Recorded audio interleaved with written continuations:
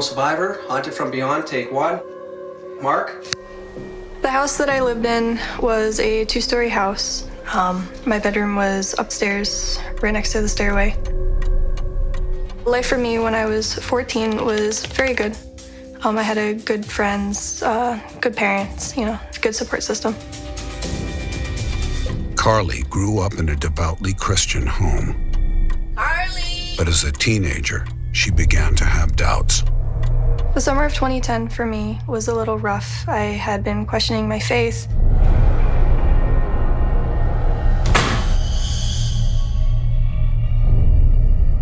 I had it my whole life. So questioning that was a huge challenge.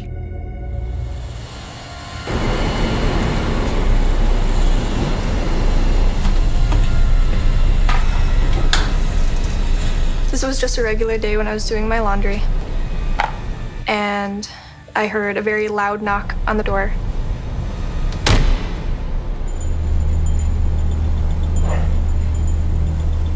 I was too afraid to investigate the noises. As I was pulling clothes out of the dryer door slammed shut on me.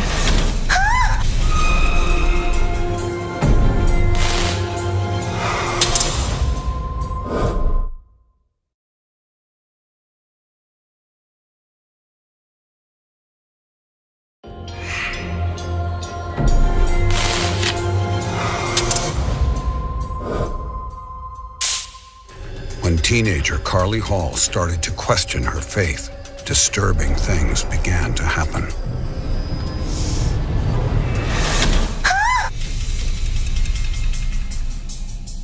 That would be one of the first times I had experienced activity in the house. And I heard a very loud yell of my name and just get out. Carly, get out!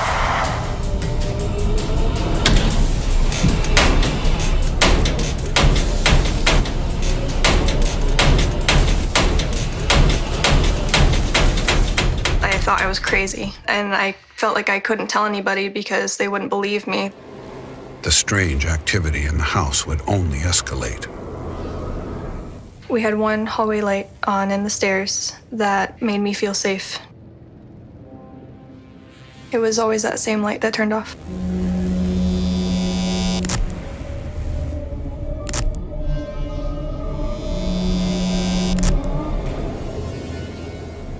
No, I did not see anything doing it at the time, and no light switches were flipped off and on either. Carly's experience with the hallway light was nothing compared to what started to happen in her dreams.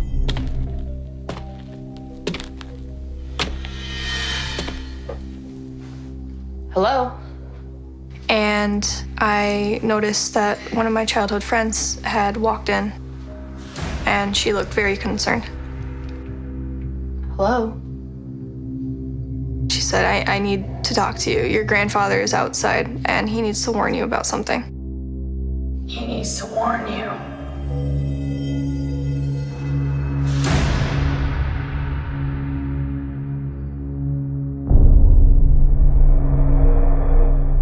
Grandpa? When I got up to him, I gave him a hug, and, I hadn't seen him since he was alive. He had just passed a few months before. And he looked very concerned, and he said, "You're in danger. You're in danger. These things are after you, and you need to use your abilities." And I was very confused because I had no idea what he was talking about. You're in danger. He turned me around, and I saw two figures. The two entities looked inhuman.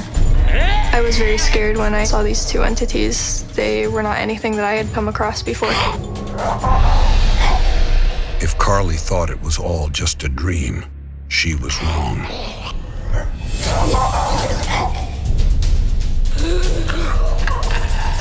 The moment I woke up, I felt a choking pressure on my neck. The pressure on my neck was so strong that I couldn't get up. I saw the short figure and the tall figure at the end of my bed in the doorway of my bedroom. I started flailing in bed. I tried to get away, but I couldn't. I tried to scream, but nothing would come out. And they were smiling at me, and so they probably were enjoying the fear that was coming off of me. After a few moments, they did eventually disappear. Creatures from nightmares can present themselves in any way that they wish. So if they appear in your dreams, they can absolutely appear in your waking life. They can manipulate their environment.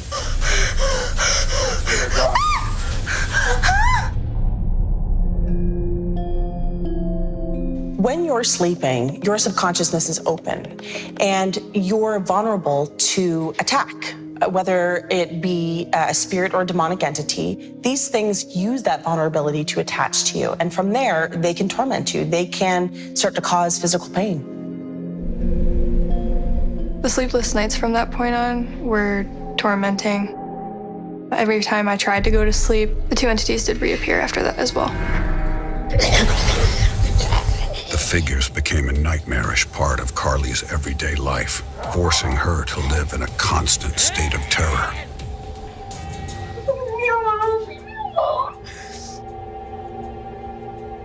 As the attacks on Carly continued, they became more physical.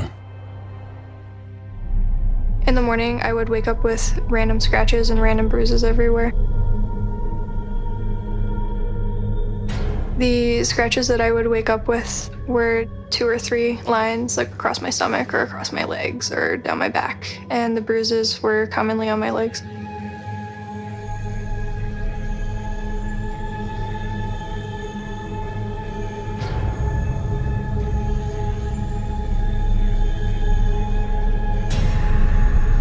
I would not explain the injuries to people around me. I hid them as best as I could. I would wear sweatshirts and long sleeve shirts and pants all the time.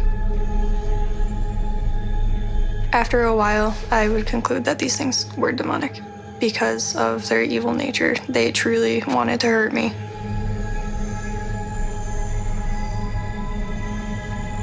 I would say that this was my breaking point.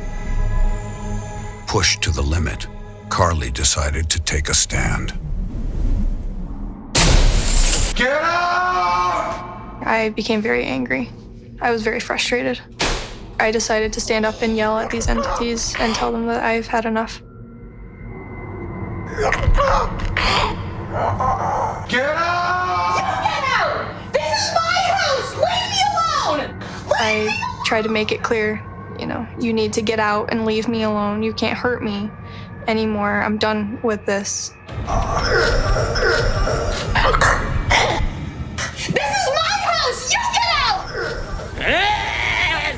This is my bedroom. This is my safe space. You need to get out. Leave me alone! Leave me alone! Leave me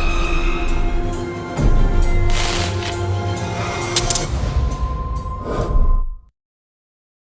Carly Hall's dreams have been inundated by demons, and now they started to terrorize her while she was awake.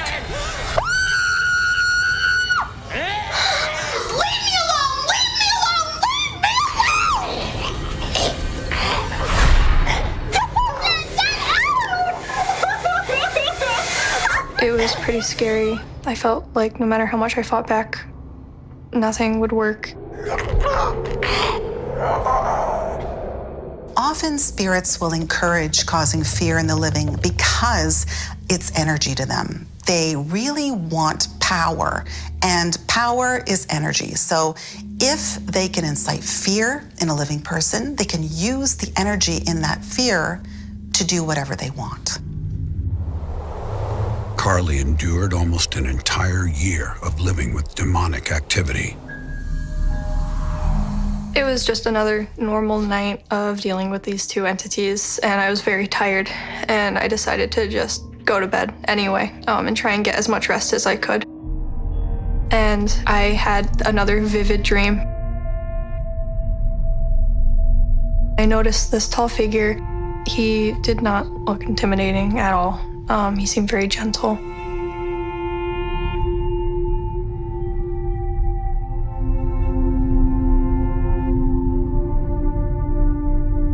I knew right away that he was going to be gentle because he seemed to have a soft appearance about him. You know, he looked very kind. And he did not seem familiar to me. I had never seen anybody like him. And all he said was, "It's going to be okay."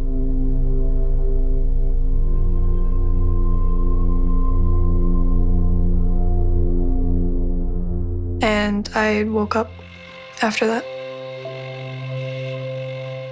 When I woke up after that dream with the tall man, I felt a sense of relief immediately.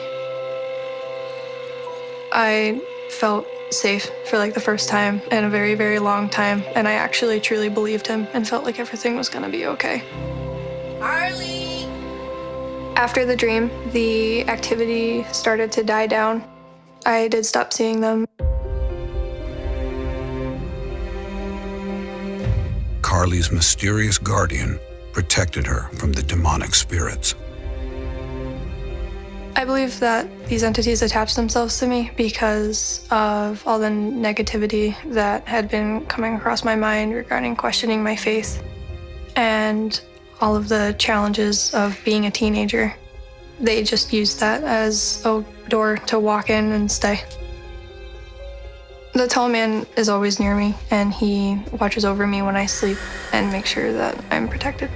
I feel very lucky that he's come into my life. I feel like I had been given a second chance, and it renewed my faith. I saw that no matter how dark things can get, you know, light always finds a way.